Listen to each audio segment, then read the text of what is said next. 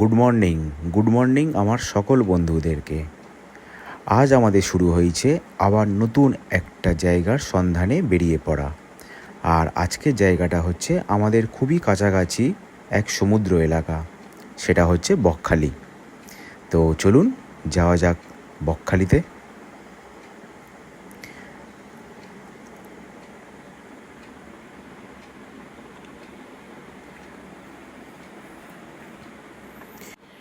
শিয়ালদা থেকে নামখানা লোকালে উঠে আপনারা পৌঁছে যাবেন এই নামখানা স্টেশনে। তো আমরাও সেইভাবেই পৌঁছে গেছিলাম নামখানা স্টেশনে এক বৃষ্টিস্নাত সকালে। আর এই শিয়ালদা থেকে নামখানা আসতে গেলে ট্রেন ছাড়া আপনার যে আর একটা অপশান থাকে সেটা হচ্ছে বাই রোড। বাই রোডে আপনি ধর্মতলা থেকে বাসে করে আসতে পারেন, অথবা আপনি নিজস্ব পার্সোনাল গাড়ি করে আসতে পারেন।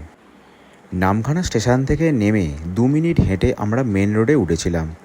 আর মেন রোডে উঠে আপনি পেয়ে যাবেন বাস অথবা অটো, যে কোনো একটাতে করে আপনি চলে আসতে পারেন একেবারে বকখালি সমুদ্র সৈকতে।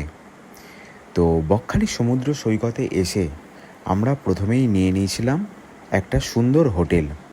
বকখালি বাস স্ট্যান্ডে যেখানে আপনাকে বাস নামিয়ে দেবে সেখানেই আপনি আশেপাশে পেয়ে যাবেন প্রচুর রকমের, প্রচুর দামের, প্রচুর কোয়ালিটির হোটেল।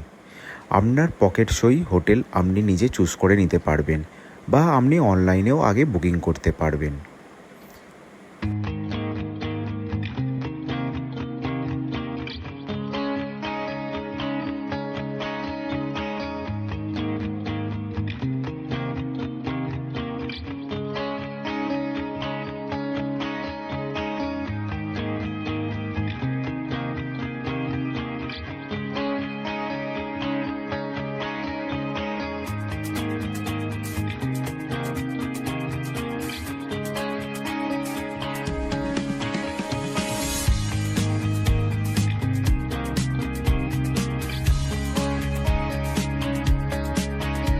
বকখালি সমুদ্র সৈকতের পাশেই আছে এই হরিণালয় বা কুমির প্রকল্প।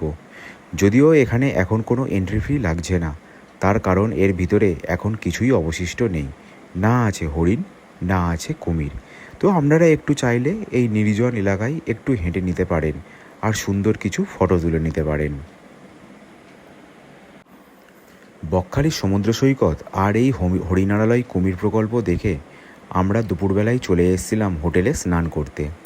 আর আমরা হোটেল নিয়েছিলাম এই সরকারি হোটেল। পুরোপুরি এটা নতুনভাবে তৈরি হয়েছে, জাস্ট কিছু মাস আগেই এটা উদ্বোধন হয়েছে। এই গেস্ট হাউসটির নাম ছিল পান্থনিবাস গেস্ট হাউস। আর এটা হচ্ছে বকখালি সমুদ্র সৈকতের সব থেকে নিয়ারেস্ট হোটেল। আপনি চাইলে এখানে অবশ্যই একবার ভিজিট করতে পারেন। আমাদের এখানে রুম ভাড়া নিয়েছিল ডবল বেডরুম 1300 বা 1400 এরকমই কিছু নিয়েছিল। এবং রুমগুলো ছিল একদম নতুন হওয়ার জন্যে পুরো ঝাঁ চকচকে, কোনো রকম কোনো অসুবিধাই হয়নি। আর গাড়ি পার্কিংয়ের জন্যে সুন্দর ব্যবস্থা আছে।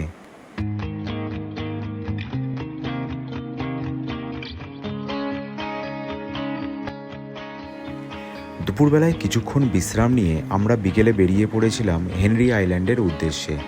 আর এই হেনরি আইল্যান্ড যাওয়ার জন্যে আপনি বকখালি বাস স্ট্যান্ড থেকে পেয়ে যাবেন অজস্র টোটো। ওরা আপনাকে 5-6টা স্পট ঘুরিয়ে দেবে, তার বিনিময়ে 400, 500, 600 যে যেরকম পাই ভাড়া নেয়। তো আমরা প্রথম দিন ঠিক করেছিলাম ওই দিন বিকেলবেলায় আমরা শুধুমাত্র যাব হেনরি আইল্যান্ডে। তো আমরা একটা টোটো বুক করেছিলাম আর এই টোটোটাকে নিয়েই আমরা চলে গেছিলাম হেনরি আইল্যান্ডে।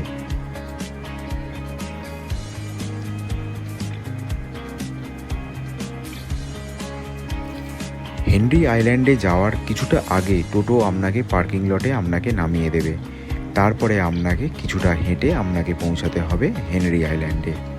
আর হেনরি আইল্যান্ড যাওয়ার পথটা সত্যিই খুব সুন্দর, এবং আপনি চাইলে প্রচুর ফটো তুলতে পারবেন এরকম সুন্দর সুন্দর লোকেশানে।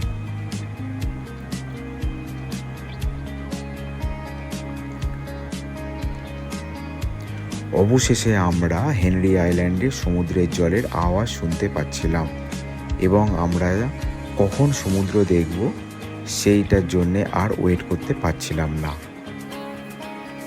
তবে হ্যাঁ, একটা কথা বলতে পারি, বকখালির সমুদ্র সৈকতের থেকে এই হেনরি আইল্যান্ডের সমুদ্র সৈকত 1000 গুণে ভালো। বকখালিতে ভাটার সময় জল একদমই প্রায় থাকে না বললেই চলে, প্রচুর দূরে থাকে। কিন্তু এখানে জোয়ার হোক আর ভাটা হোক, জল কিন্তু সবসময় আপনার পাশেই আছে। সত্যিই অপূর্ব লেগেছিল, আর বিকেলটা কেটেছিল সত্যিই খুব সুন্দরভাবে।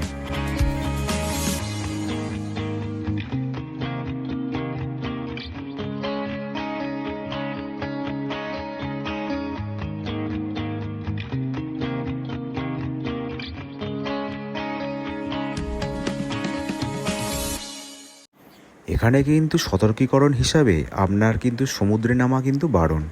এখানে সমুদ্র সৈকতে নাকি চোরাবালির ভয় আছে, তাই আপনাকে দূর থেকেই উপভোগ করতে হবে।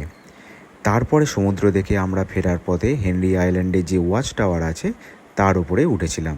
এখানে উঠতে গেলে কোনো এন্ট্রি ফি লাগে না, আপনি উঠে চারিদিকটা একটু সুন্দরভাবে দেখে নিতে পারেন ওপর থেকে। আর সব কিছু করে আমরা ফিরে এসেছিলাম বকখালি সমুদ্র সৈকতে সন্ধেবেলায় কিন্তু বকখালির মার্কেট বেশ গরম গরম হয়ে ওঠে। চারিদিকে আলো ঝলমলে দোকান, আর সেই সব দোকানে প্রচুর রকমের জিনিসপত্র পাওয়া যায়, যা আপনার ঘরে রাখার জন্যে একদমই উপযুক্ত। তো আমরা সেই সমস্ত দোকানগুলো দেখতে দেখতেই আমরা চলে গিয়েছিলাম সমুদ্র সৈকতের একদম পাশে।